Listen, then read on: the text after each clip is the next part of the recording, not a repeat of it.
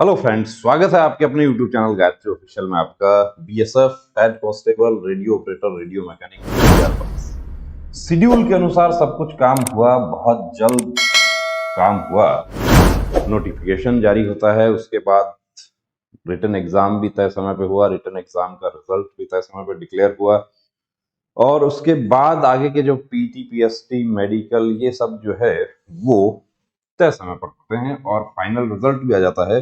तमाम वो कैंडिडेट्स जो प्रहरी परिवार का सदस्य बन गए हैं उनको बहुत बहुत शुभकामनाएं। अब रिजल्ट डिक्लेयर होने से लगभग 10 दिन पहले ही कुछ कैंडिडेट्स के पास में कॉल आने स्टार्ट हो गए कि आप फला आदमी बोल रहे हैं, आपने बीएसएफ हेड कांस्टेबल का एग्जाम दिया था, आप इसमें सेलेक्ट हो गए हैं, आप एडमिट कार्ड ज्वाइनिंग आप कैसे लेना चाहेंगे, आप मेल से लेना चाहेंगे या आप रोजगार मेले में लेना चाहेंगे। रोजगार मेला केंद्र सरकार की तरफ से आयोजित किया जाता है, जो कि आज आयोजित किया गया है और हमें कंफर्म तो नहीं है, लेकिन आज ऐसा माना जा रहा है कि कुछ कैंडिडेट्स को आरओआरएम का ज्वाइनिंग दे दिया गया। अब आरओआरएम में कुछ जो चीजें जो है वो हमारे कुछ साथी जो है वो उसको स्वीकार नहीं कर पा रहे हैं। एक्चुअली जो भर्ती प्रक्रिया जो है और उसका फाइनल रिजल्ट जब देखते हैं तो शायद कोई भी एक सामान्य बुद्धि का आदमी उसको कहीं ना कहीं उस पर सवालिया निशान लगाने की स्थिति में रहता है। कैसे रहता है कि सबसे पहले तो आप लोगों का एग्जाम हुआ, ओएमआर बेस एग्जाम हुआ। अब ओएमआर बेस एग्जाम जो भी हमारे देश में होते हैं उनमें उसका कार्बन कॉपी जो है वो कैंडिडेट को रखने के लिए दिया जाता है। एग्जाम की पारदर्शिता बनाए रखने के लिए आंसर की आती है, उसके बाद कार्बन कॉपी से कैंडिडेट मैच करता है कि कहीं गलती से ऐसा तो नहीं है कि हो सकता है ह्यूमन एरर, देखे कि टाइपिंग एरर भी हो सकती है, क्लेरिकल मिस्टेक हो सकती है कि किसी कैंडिडेट का मार्क्स ज्यादा है लेकिन उससे उसको लिस्ट में नाम नहीं है और कम मार्क्स वाले कैंडिडेट्स का नाम है। ऐसा पहले भी हो चुका है।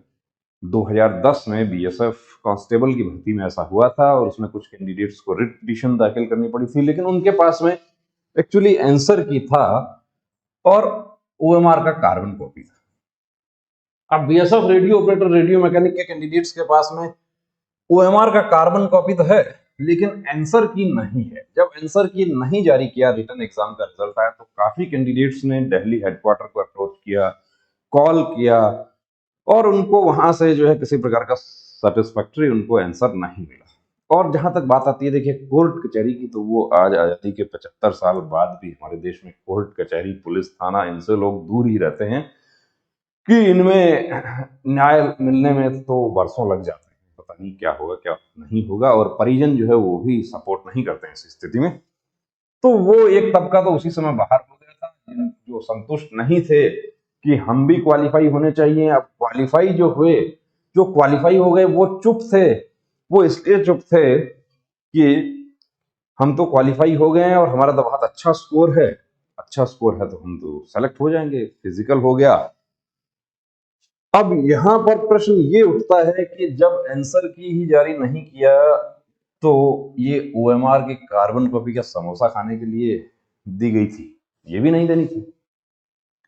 चलिए, हम किसी प्रोफेशनल फोर्स की काबिलियत पर या उसके अफसरान की काबिलियत पर सवाल नहीं उठा रहे हैं। हम सवाल उस कैंडिडेट की तरफ से उठा रहे हैं जो गांव में रहता है, गांव की कच्ची पगडंडी पर दौड़ लगाता है, सेना में भर्ती होने का, वर्दी पहनने का सपना पालता है और अपने फैमिली को सपोर्ट करने के लिए उसको कहीं ना कहीं काम भी करना पड़ता है। कई बार उसको इस वजह से चोट लग जाता है और वो मेडिकली भी अनफिट हो जाता है, परमानेंट भी अनफिट हो जाते हैं। वो कैंडिडेट्स की तरफ से हम ये प्रश्न उठा रहे हैं कि क्यों कार्बन कॉपी दिया गया लेकिन आंसर की जारी नहीं किया गया, कट ऑफ नहीं बताया गया, एक लिस्ट आ गई रोल नंबर वाइज और उन कैंडिडेट्स के एडमिट कार्ड आ गए।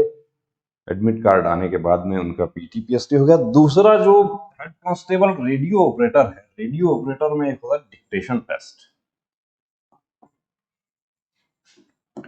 डिक्टेशन टेस्ट डिक्टेशन टेस्ट का मार्क्स कुछ सेंटर्स पर बताया गया, कुछ सेंटर्स पर डिक्टेशन टेस्ट के बारे में कहा गया कि आप घर चले जाइए, जो भी रिजल्ट होगा वो आपका आ जाएगा। और रिजल्ट कब आया जब एक लिस्ट आती है यानी कि एडमिट कार्ड की, और उस समय ये पता चलता है कि मैं तो डिक्टेशन टेस्ट में ही क्वालिफाई नहीं हुआ। वो भी हो सकता है, देखिए एग्जाम है तो उसमें क्वालिफाई डिसक्वालीफाई दोनों ही बातें होती हैं।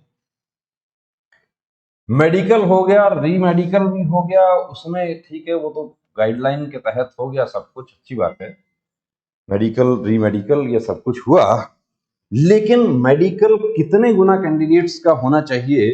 तो बीएसएफ की बाकी भर्तियों में तो 3 टाइम्स कैंडिडेट, 3 गुना कैंडिडेट्स का मेडिकल होता है। जैसे हम बात करें ट्रेड्समैन की, जो कि इसी भर्ती के समानांतर भर्ती चल रही है, उसमें तो सब कुछ हुआ है। उसमें तो आंसर की भी जारी हुई है, उसमें कट ऑफ भी जारी हुआ है, कैटेगरी वाइज कट ऑफ जारी हुआ है, और रिजल्ट जो डिक्लेयर हुआ है उससे पहले कुछ इंक्वायरी भी उसमें हुई, कि तस्वीरें कुछ वायरल हुई थी, तो उनकी इंक्वायरी की वजह से वो रिजल्ट में समय लग गया। लेकिन एक कैंडिडेट जो एग्जाम देता है वो संतुष्ट है वहां कि मेरा मार्क्स जो है वो 72 ही बन रहा है ओएमआर में, और कट ऑफ 75 पर रह रही है या 73 पर रह रही है, मेरा नहीं आया। लेकिन जब आंसर की ही नहीं आ रही है तो कैसे पता चलेगा? कोई मैकेनिज्म नहीं है, शायद ऐसा कोई मैकेनिज्म है कहीं, तो बेहतर बता सकते हैं बीएसएफ के अफसरान। लेकिन आज कुछ कैंडिडेट दिल्ली हेडक्वार्टर में गए थे, जैसा हमें जानकारी लगी, और उनको वहां पर यह कहा गया कि कुछ नहीं होगा, जो हो गया सो हो गया। यदि ऐसा उनको कहा गया है तो बड़ा गलत कहा गया। मेडिकल 3 गुना का नहीं हुआ, इसमें तो जो क्वालिफाई हुए सबका ही मेडिकल हो गया। तो जब आप बाकी भर्तियों में 3 गुना का मेडिकल कर रहे हैं, तो यहां पर इतने का मेडिकल करने की क्या जरूरत है? क्या वेस्टेज है रिसोर्सेज का, फंड्स का, कि एक कैंडिडेट का मेडिकल होगा तो उस पर कुछ खर्चा होता है सरकार का, तो ये क्यों अनावश्यक किया गया?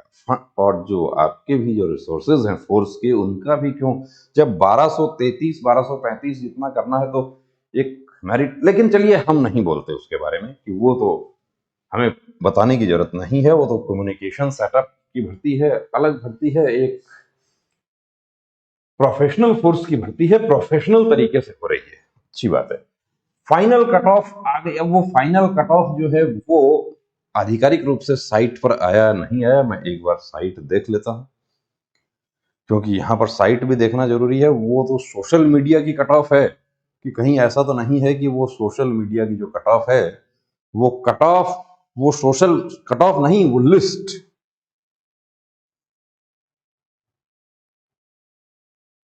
इस पर तो दिल्ली का ही रिजल्ट डिक्लेयर हो रखा है, मेल फीमेल। नोटिस में देख लेते हैं कि क्या कुछ अपडेट है क्या? शायद नहीं।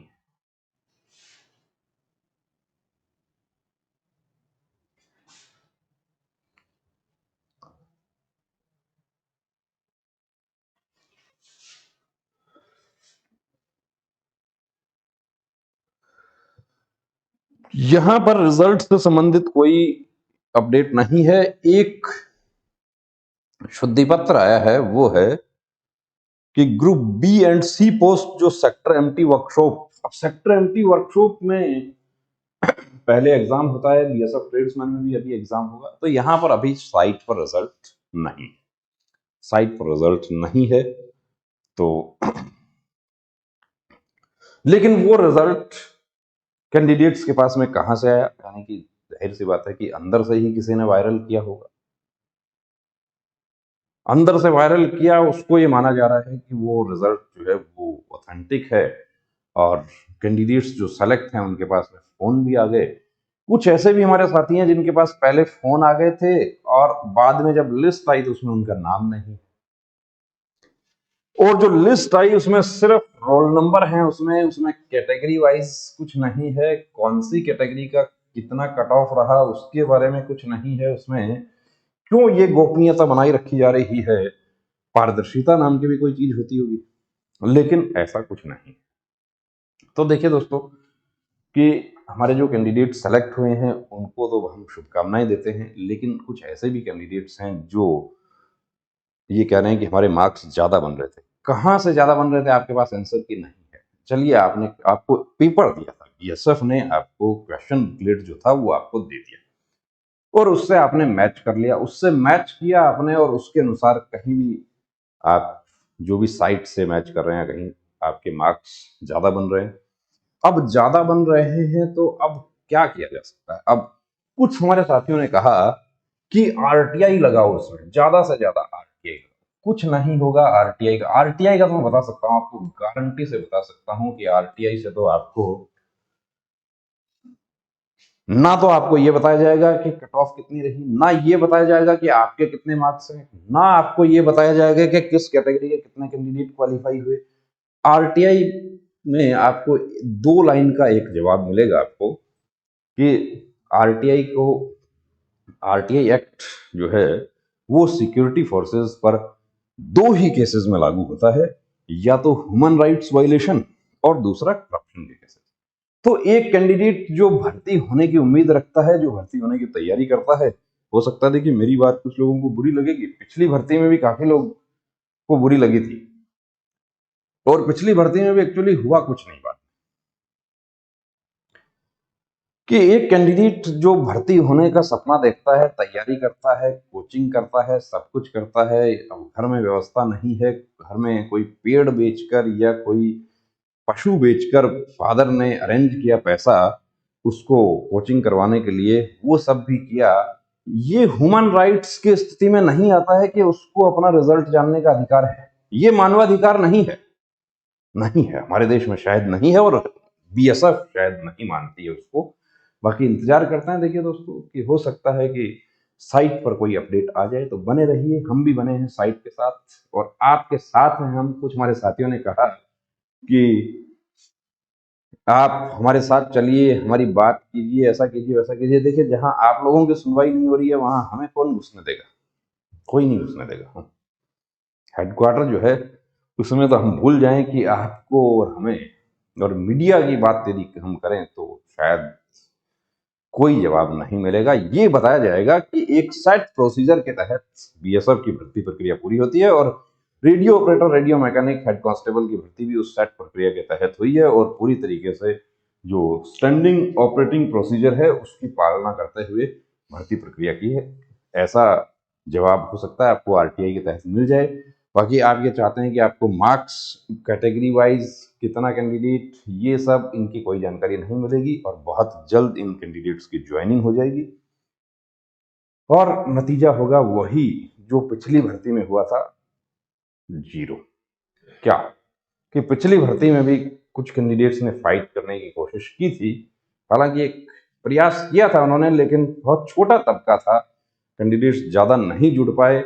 और जब ग्रुप्स वगैरह बनते हैं, कोई ऐसी बात आती है तो बहुत ज्यादा कैंडिडेट्स जो हैं वो उसमें राय बहादुर होते हैं कि राय देने की कोशिश करते हैं, ऐसा करो वैसा करो ये करो वो करो, और जहां कहीं आगे आने की बात आती है वहां बहुत कम लोग आगे आ पाते हैं और उनसे कुछ होता नहीं कि नक्कार खाने में तूती की आवाज कोई नहीं सुनता।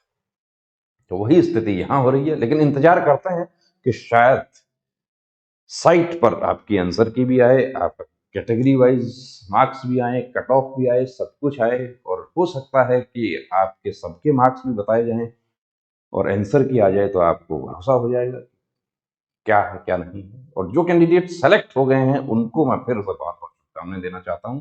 जो सेलेक्ट नहीं हुए हैं उनको ये कहना चाहता हूं कि हताश होने की जरूरत नहीं है, आपको दूसरे भी बहुत सारे मौके मिलेंगे।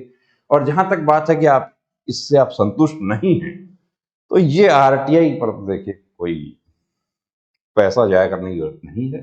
ये ज्यादा पैसा नहीं लगता, लेकिन जितना भी लगता है वो जाया ही होता है, इसमें कुछ जानकारी नहीं मिलती। जय